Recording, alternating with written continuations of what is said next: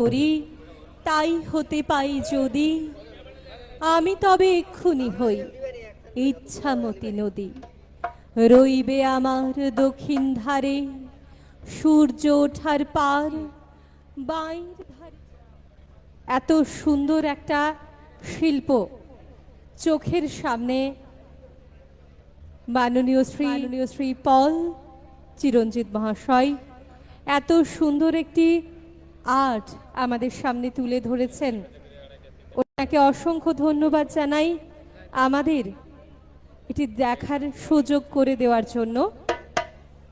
এরপর আমরা মঞ্চে দেখে নেব তিলাবনী পাহাড়িয়া গণেশ ছৌ নৃত্য সংস্থা পুরুলিয়া। আমরা অধীর আগ্রহে অপেক্ষা করছি ছৌ নৃত্য দেখার জন্য। তার আগে আমরা দেখছি অসাধারণ পরিবেশনা। আমরা মুগ্ধ হচ্ছি, আমরা ঋদ্ধ হচ্ছি। আর কিছুক্ষণের মধ্যেই দেখব ছৌ নৃত্য।